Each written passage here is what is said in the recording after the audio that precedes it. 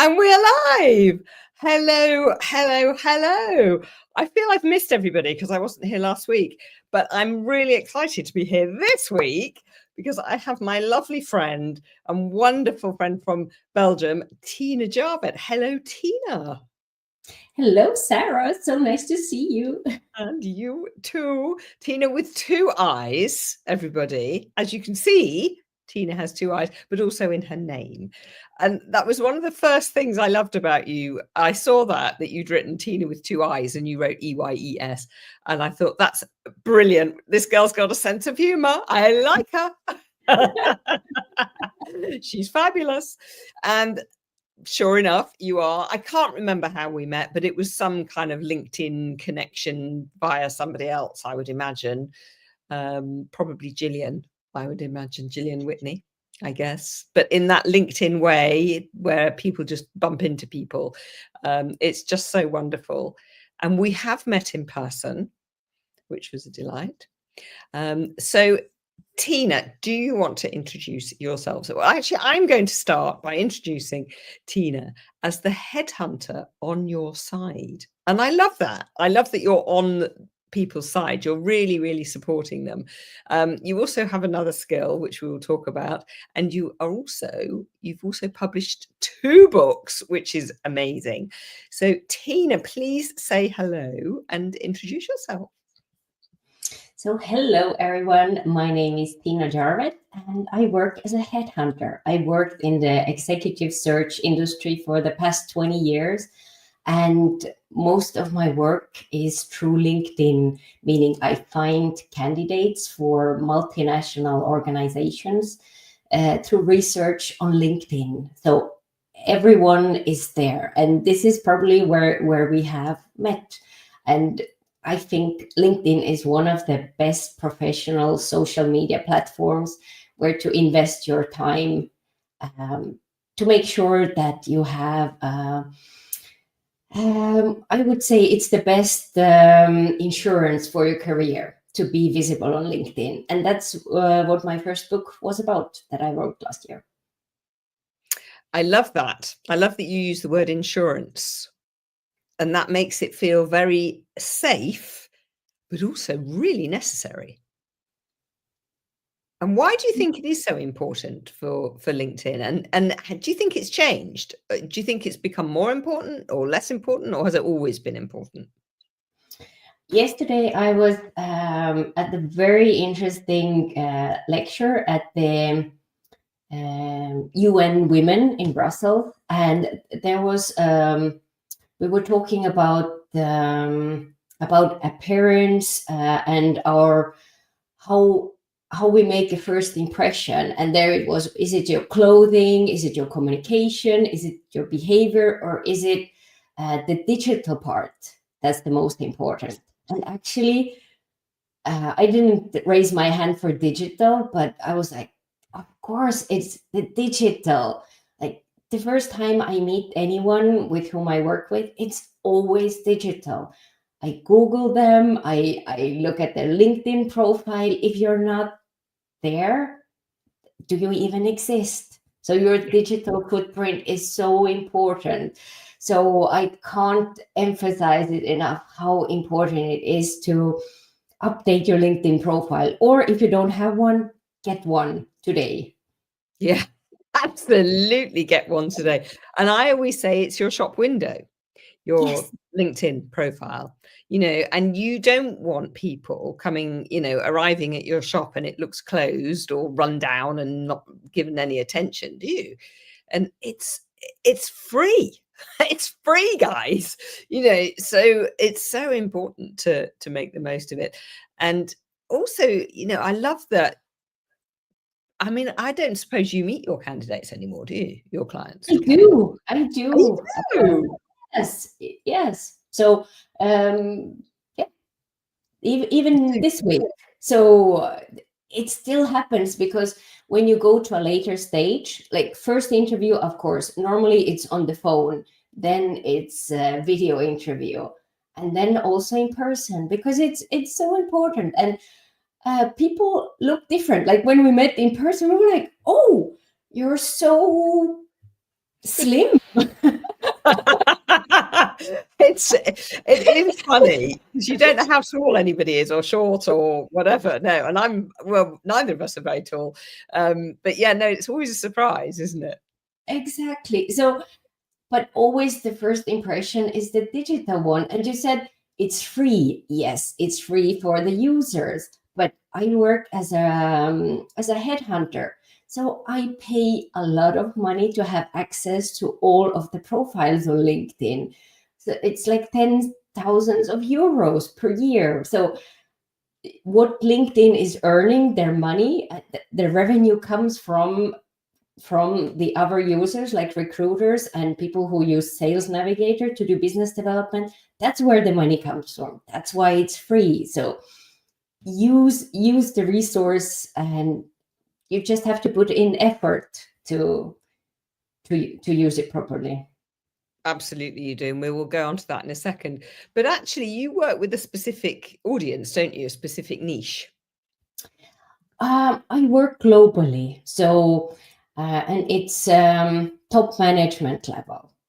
Top management. But a lot of the people you work with are women over 40, in their sort of 40s, and over the old, more mature women, shall we say? Yes, I would say top management level people are normally that age range. But I also work as a career coach, so helping women to advance in their career when they feel that they have become stuck. Because what happens with women is that we have children, and we prioritize our time with children, so we don't, I'm talking generally, we contribute more at home. So it happens that you focus more time on children when they are small, and then you kind of lag behind in the career, and then you're not doing the interesting projects, and then suddenly you realize that, oh,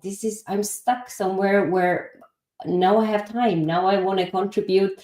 And then you don't have confidence to go to interviews, you don't have examples of wonderful projects you work with. So you need a little helping hand, because you have everything in you, but sometimes we don't see it. So I work with clients, preparing them for job interviews, also getting all the documents ready. Like, we still need resumes, CVs. It's not like I have LinkedIn and I can get a job. No, in corporate organizations, you still need to go through the process, and it's just, you need to send a CV. That's it. It's a formality, but you still need it. And do you think that your CV, how closely representative of your CV should your LinkedIn profile be? I think you should tailor all your CV for the specific position you're applying for, with the right keywords. But on LinkedIn, of course, you should have the same dates, the same job titles you work for, but really highlighting the skills. Like in a job description, you have the requirements and your skills, so they need to match. So when a recruiter sees your CV, they go like, yes, I see a match. Yes. So it's easy to say yes to you, to invite you to an interview. Right. So they can compare and make sure that you're not telling porky pies, I suppose. I would never recommend that, but sometimes people misunderstand what is a CV. It's not like your birth certificate that this is the absolute truth. It's really showing how I could do the job that they are looking for people to hire. So, and the specific words need to be there. So you advise, so your LinkedIn profile obviously is your LinkedIn profile for anybody to look at any time, but you advise changing each time you apply for a job, changing your CV so it represents that particular position. Exactly. So I don't mean for every company, every position that you apply that you need to rewrite your CV, but if you're going for a business development and position or sales position, and then you also have done marketing, you apply for a marketing job, highlight the marketing stuff for the marketing job, and the other how you could bring in business and sales. So it's a different type of approach, and make it easy to say yes to your CV. Right. Yes. And with recruiter and using LinkedIn for recruiting, is it true? I'm going to ask you this. Is it true that the CVs get scraped for the keywords? Is that right? So yes, when I do a search on LinkedIn Recruiter, then it picks up the skills and keywords, and it's taken from your CV if you have uploaded your CV. Yeah. So it shows where it comes from. And it's really all about the keywords. So the keywords from the job description get matched with the keywords from your profile. So it needs to be the same. So if, like, for example, when we talk about procurement, you can talk about buying, you can talk about purchasing. In every company, you use specific words. It's the same thing in general, but just to have the right word in it, it makes the difference. Got you. It's really important. So note that, folks, that your CV needs to match the job that you're applying for, and try and find as many keywords as you can and try and work out a way to get as many in there as possible. But obviously it still needs to make sense, right? Exactly. So don't make them up. Yeah. Yeah, no use in just listing the relevant keywords. They need to actually form part of a sentence or whatever. Brilliant. I'm just going to pause for a moment and say hi to Maria Jose Diaz-Mayo. I was right the first time. Lovely to see you. Thank you for your comments. Success is Tina. And good day. Lovely to see you. Look at my translation. Go me. Lovely to see you here, Maria. If you have any questions for Tina, please put them in the comments, because we'd love to have them. Obviously, I'm asking Tina some questions. I'm really excited to see Tina here. And one of the other things, let's talk about this now, why not? One of the other things that you are also becoming more and more known for are your drawings. Yeah, I love your amazing cartoon-like sketches and drawings. They're just wonderful. So I think it makes life so much easier when you visually can quickly understand what for example, in the book, every chapter has a sketch note, so you can see what it's all about, and then you can go in and learn more about it. But really, with the drawings, it captures the most important thought, and then also gives so that you quickly understand what it's about. Brilliant. I love it. And they're so simple in a way, very simple, kind of almost line drawings with a little bit more than that. But the stories show, they come out really clearly. And I think that's obviously a skill that you have, because you work so closely with people, that you understand people and you can translate what they're saying into pictures. And I think that's so clever, and they're just wonderful. So thank you. And thank you for your post today with a little drawing of me and a drawing of yourself. It was great. I loved it. Yeah, it's really a fun way. And it's the same with my books. Everything that I'm saying to you now is also in the book and more. But it's really, I want to make it in a simple language that people can understand and take action. And the same thing with the drawings. I want it to be simple and not overcomplicate things, because otherwise people will feel overwhelmed and not take action. And I really want to give back and help people in difficult times when they are looking for jobs, when everything seems hopeless. But if you find some hope and some tools, then I think life is more enjoyable. Oh, that's wonderful. And I can imagine that you bring a lot of joy to your clients when they come to you. And as you say, a lot of them, I guess they are in quite a desperate place, or an unhappy place, or an insecure place. And I would imagine working with you, you turn that right round. So yeah, because you're always so positive and smiley. So great. Well done. Thank you. So I work in a different space from you on LinkedIn. I work with entrepreneurs and with employees, trying to help them with their personal brand, helping them get out on LinkedIn, as you know.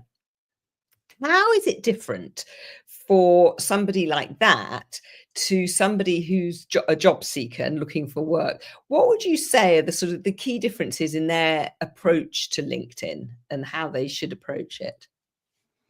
I think when I think from my client's perspective, like organizations, then we go back to the employee advocacy. It's so much easier to find people to work in your organization when you're visible, when that's how you attract people. So if you don't have a presence, it's very difficult to sell whatever you're selling or to attract people to your organization. So I think it's so important when you think in the future that you want to grow. You really need to work with your brand, and also for collaborations, it's the same thing. If people see how you communicate, it's easier to reach out to you and make new projects and help each other. Yeah, I agree. I think if you're out on LinkedIn and you're showing your personality and you're showing who you are, whatever you're using LinkedIn for, it doesn't matter, you know, whether you're using it to get a job or to get more clients or to get invited onto podcasts, whatever it is, I agree completely. The more you're out there and showing your personality and you're open, it just takes the barriers away, doesn't it? And it makes it easier for people to get in touch with you and say hi. And I think it's also social proof and credibility. Like if you have a network, like LinkedIn has this option that I can send emails to any person on LinkedIn, but I almost never use that option. I send direct message, so like connection request, and often we already have about 50 connections in common, so you know I'm a real person.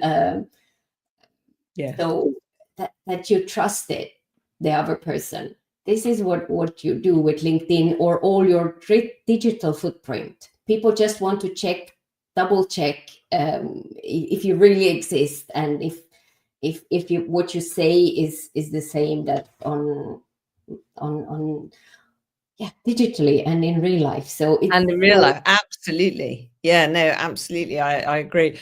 And unfortunately, there are fake accounts on LinkedIn. I come across them occasionally. I mean, not very many, to be fair. But also having those mutual connections, which is one of the things I love about looking at somebody's profile. It's one of the first things you can look at. It's there, so easy, how many mutual connections you have. And I love that. And it's so easy to go to somebody and go, gosh, we've got 50 mutual connections. That's bonkers. How do we not know each other? Or, and I think that's just a nice opening, isn't it? And a really easy way to say hello. Yes, and it's the same in business development. Like it's not a cold call. It's like we know so many people in common, then we must have common interests. And why won't we connect and talk? So Exactly. So with the people that you connect with on LinkedIn, are you very targeted with who you connect with? Very, very targeted, because I work with candidates, like top level managers. So I don't want to reach out to them with job proposals for something that is not interesting for them. Like, I hear so many times that people talk about, I get ghosted by recruiters, but this is not. Like, I really have to be sure that this person could do the job almost upfront before contacting them. Otherwise, it's a waste of everyone's time. So I really want to make sure that they would be able to do that. And I work with clients. There are two different approaches. One is the executive search, when I have an exclusive assignment, nobody else is reaching out for to candidates with that specific job.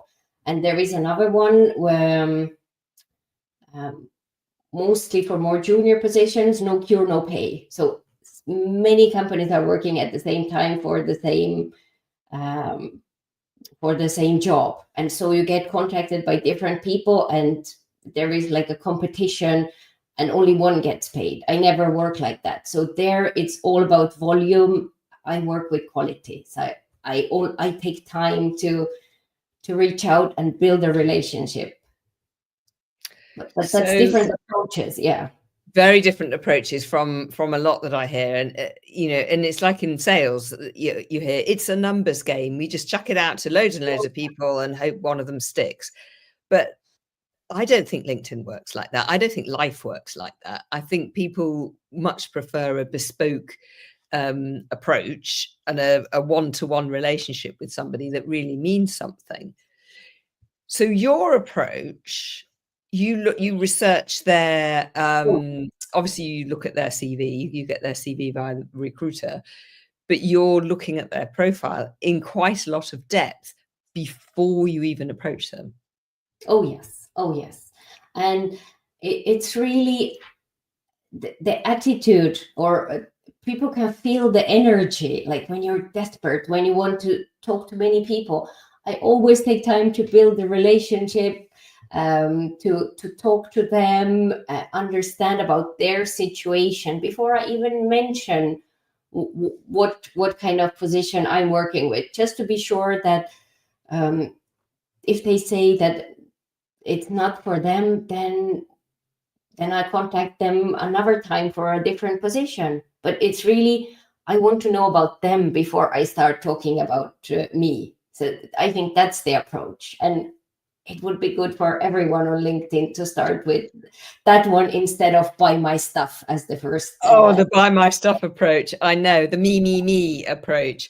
And I always say, actually, in fact, I did a profile review this morning for a client, and I was looking through her about section, and the word I, single I, not two I's, was mentioned 18 times.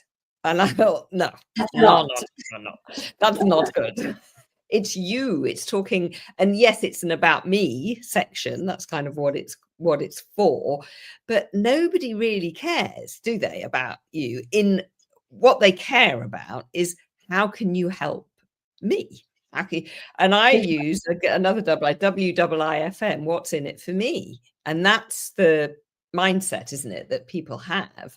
And restructuring a sentence, starting with you and then saying how you can help them, makes a massive difference, doesn't it? It does. So not only the sentence, but also how you communicate, show interest, listen. This is what most companies are also looking for, that you're able to do that during the job interview, but also with the clients afterwards.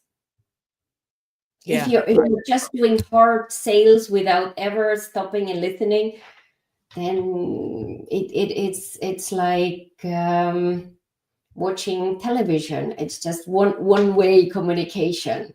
Yeah, absolutely. And I love that because you connect properly with your potential candidates, if the job isn't right for them on that occasion, you'll remember them and you'll think about them for, further down the line, and perhaps think, now this one's right for that person. So they'll, yeah. I love that. Go back to people after a couple of years. So it's really, really relationships. Brilliant. That's so wonderful. Yes, it is. And that's what LinkedIn is about. It's about relationship building, isn't it? Yeah.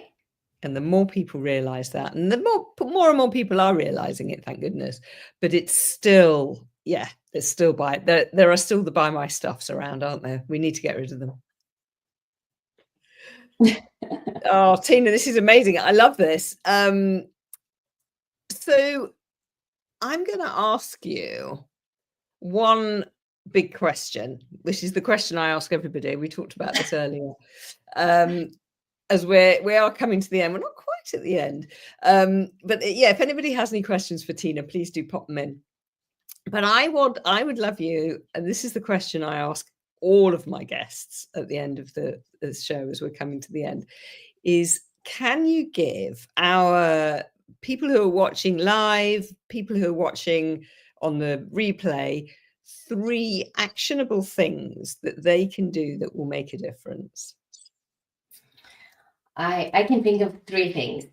The first one is that you should dig the well before you are thirsty, meaning be proactive, build those relationships with headhunters in your community, in your geographical location before you need a job, because then I can feel it from miles away when somebody is desperate and needs a job yesterday, or if they're just reaching out to build a relationship.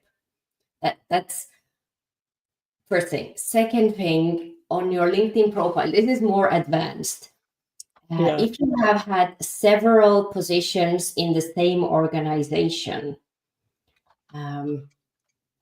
list all of them, because LinkedIn will suggest candidates to me who have had different positions in the same organization, like promotions, meaning that something is happening. Sometimes people just put like one position, like the highest position they had in an organization where they have been for 9 years. No, show the progress. This is LinkedIn algorithm sends positive signals to headhunters. And last one, I think it's quite obvious, but it shows active candidates. Active candidates means that you log on to the platform, and when you get messages from recruiters, that you reply to those, that you update your profile, because LinkedIn knows that people who are active on the platform will react to the messages. So that's why they show me people who are active, more likely to reply to my messages. So if you're looking for a job, make sure, even if you're not on LinkedIn every day, like you and me both, we love LinkedIn, but it's not obvious for everyone. So go to LinkedIn, even if you don't get, sometimes people get bored with LinkedIn, but really put in the hours or minutes so that LinkedIn sees that you're active. It's really, really important. Oh, that's brilliant. So dig the well. I love that. Dig the well before you're thirsty. That's absolutely brilliant. So build those relationships. My book as well. Look at this. Oh my gosh, that's amazing. Oh, Tina, that was brilliant. So dig the well before you're thirsty. So start building those relationships when you're not looking for a job. Now, actually, I know we're running out of time, but very quickly, I work a lot with employees who are looking for a job, but they don't want their employer to think they're looking for a job. So in fact, if they're on LinkedIn all the time anyway, their employer won't notice, will they? Exactly. And there is a way you can communicate directly with recruiters and headhunters in other companies. So it's not shown to recruiters in your own company. So okay. So we're not talking about the green banner, but really the one specifically for recruiters. Like all the tips that I mentioned, it's in the book as well. So I'm going to quickly go through the other two. So build those relationships, dig that well before you're thirsty, which I think is such a brilliant phrase, and I will use it, but I will credit you definitely. List all of your positions. You didn't go in at the top necessarily. You went in here and you've worked your way up. List all of those, which is brilliant advice. Yeah, for the algorithm. and also for people to know that you've gone through that progression. And be active on LinkedIn is fantastic. So Tina Jarvett, tell us about your books. Come on, let's hear it.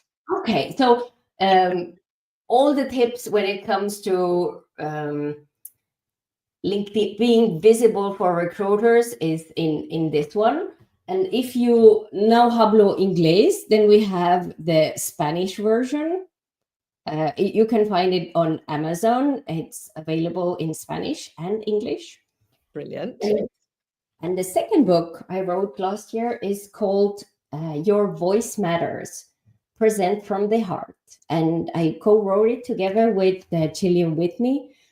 And it's all about communication. So for presentations, but also for job interviews, for internal meetings, how to talk authentically so that you connect with people and that your message arrives to the heart of other people who are listening. Brilliant. Absolutely love it. So those books are available on Amazon. So do look out on Amazon for, oh, look at that. Branded mug as well. Yes, with the sketch notes. Present from the heart. Oh, that's so wonderful. That's so brilliant. Tina, I can't believe these fly by, these lives, and I don't want to keep you any longer, but thank you so much for being on the live show today with me. Look out for Tina. Look for her books on Amazon. Tina with 2 I's, Tiina Jarvett. And of course, we can find you. Where can we find you, Tina? I would go to LinkedIn. Yay, so would I. Definitely.